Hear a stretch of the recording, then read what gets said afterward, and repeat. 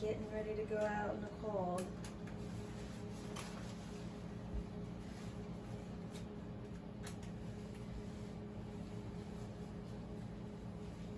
You want to go out and milk the cow, Chloe?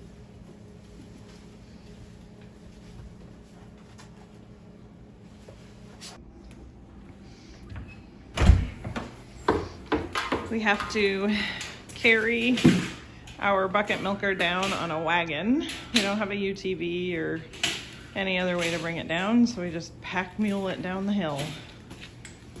Okay, let's go.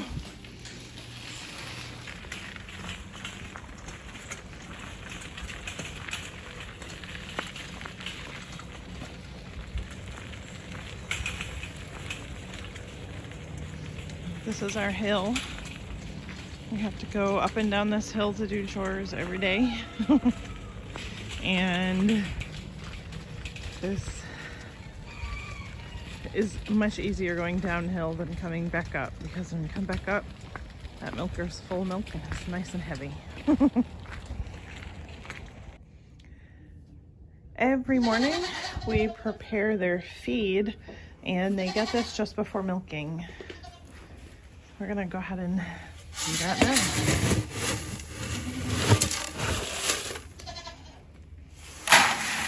So this feed is a mixture of an all-stock, cracked corn, and wheat seed. Honestly, right now, I am playing with the feeds because prices are astronomical. It probably won't remain these ratios, and I am trying to get away from using too much corn, but it's cheap. So right now, just doing what we can do. All right, and now it's time to grain the cows. Wrestle with the cows. Yeah. Miss Goldie in the middle, she's a little bit of a crazy girl when it comes to feeding. She doesn't make it easy. Alright,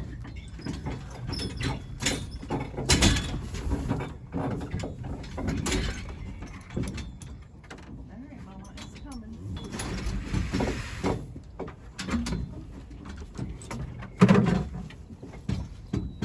Miss Patient Whistler over here. Whistler's the cow will be milking this morning. This girl right here. She gets a little bit more feed than everyone else. Okay.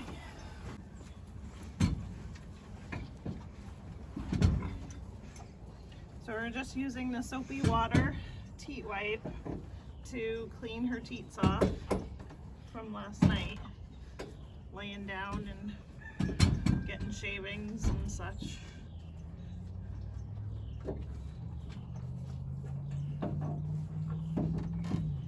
This is the dodge the tail moment.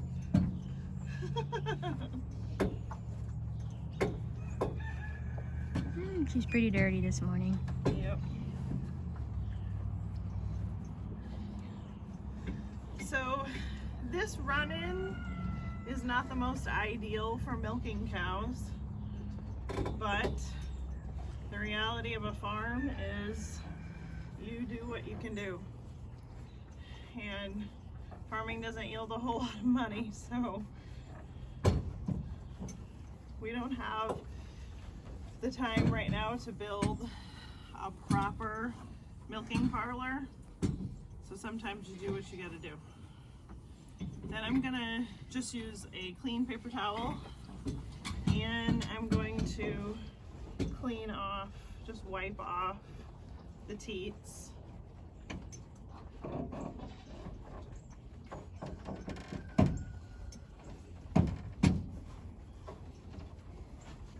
Make sure everything's clean for milking. And then you're gonna just strip a little bit of milk from each teat, and then we're gonna hook up the machine. Putting this mat down that we can put the machine on and keep it clean.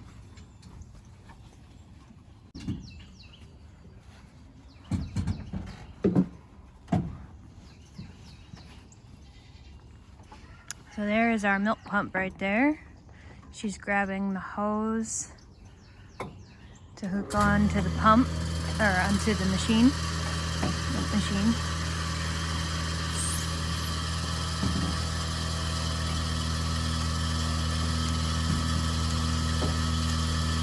It's always a battle with Goldie. She likes to lean on you when you're milking. I'm still getting used to hooking these up for this cow. Her teeth are longer, so it's a little bit more tricky to get the machine on with one person, at least for now. But let's see if I can do it.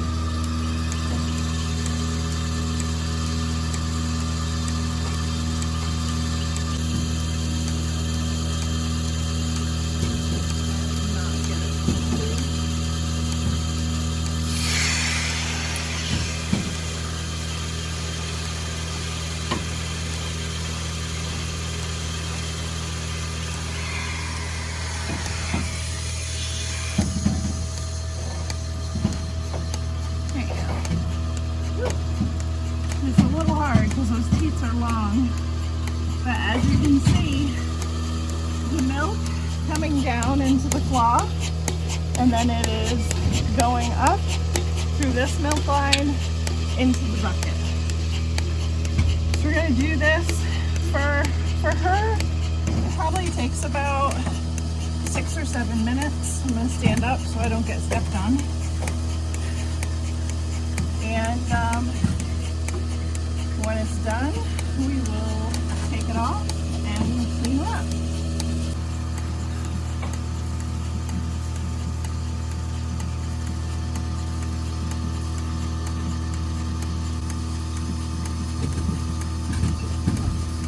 It's a very satisfying sound.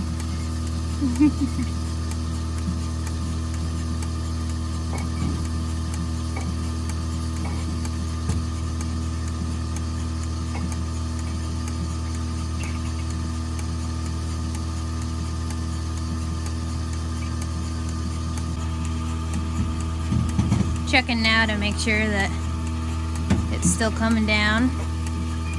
See, with her long teats, and this is probably why the dairy sold her, she doesn't milk out quite as easy as some other cows do. She's actually gotten a lot better with us here because I can work with her one-on-one.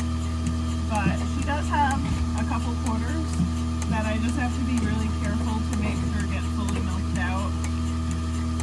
In the beginning, doing this, she wasn't happy about it when she tried to kick the machine off. Just being real. She almost got you on camera. Yeah. She don't love that. So now instead of kicking, she just tries to whip me with her tail. We have her tail cut shorter to try and keep it from reaching, but every now and again she'll still manage to get you. She gets me pretty much every day at least once. I call it my God smack. He's trying to wake me up. So it's this, the furthest back quarter, and her teeth's kind of long there. So I just kind of check it, and I just pull down on the teat cup a little bit, and you'll start seeing if she has milk, you'll see a little more milk flow coming out into the claw. But she's done really well with not needing us to do this quite as much as we did in the beginning. I typically do this just to ensure she doesn't get mastitis, because we don't want, obviously we don't want that to happen, because you can lose a whole quarter in your cow. But it's very painful for them, and it's quite an ordeal. We've been through that with other dairy cows in the past, and we don't want to do that.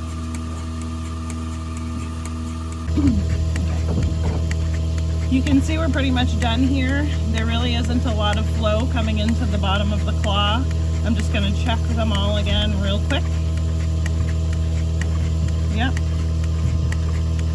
think for the most part we're done. So we're gonna go ahead and just take this off. So we're gonna release the suction down, pull the cup off, and take it off. That's it. All that extra milk makes it extra heavy. Woo-hoo.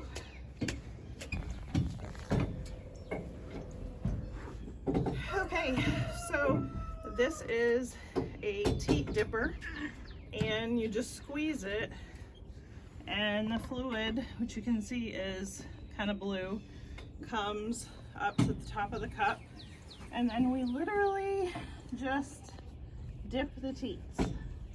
This sterilizes them. This helps to sterilize the teats and allows any bacteria to be killed. So with Goldie, we are drying her off. She's not being milked right now, but we do recommend that you still teat dip them every morning and night just to prevent mastitis while they're drying off. She's pregnant and due in July at some point. Come Mama. You say hello to YouTube? You say hello?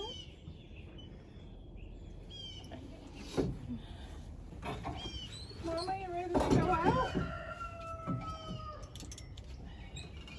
So all of our cows have collars on, and for the most part, with this cow, she's pretty good with her collar. So we're gonna go ahead and unlock her from her head stanchion, and we're gonna bring her out to the pasture. She's itching. Come on, Goldie. You got an itch, Mama? Okay, baby girl, let's go. It's time to go. She's looking at me like, Can you say good morning to YouTube? Good morning, YouTube. Okay, come on. Before we make Whistle ugly, let's go to the pasture.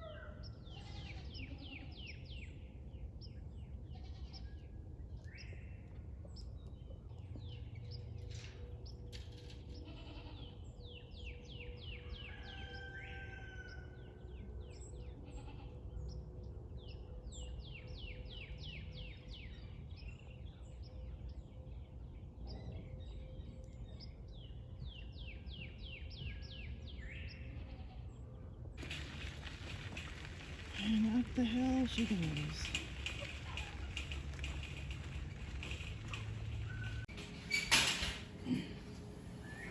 Hauling that heavy milk up to the house. it's heavy. And then we are going to strain it. Now we are disassembling the milking equipment. You have to take the inflations and the pulsator and all that off separately. Goes in the sink for washing. Pulsator can't get wet, so we just take that off separately.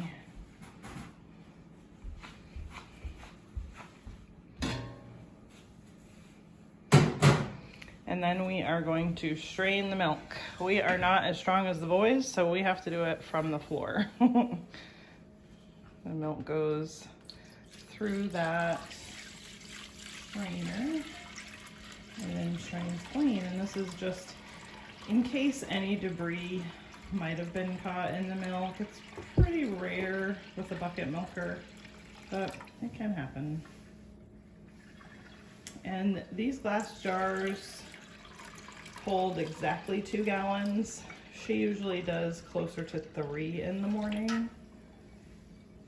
Today we're going to just be filling the 2 gallons, and we're going to put the rest, the overflow, in another container.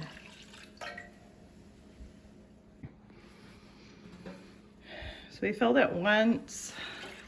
We put our overflow in that, and now we are finishing off the glass container. And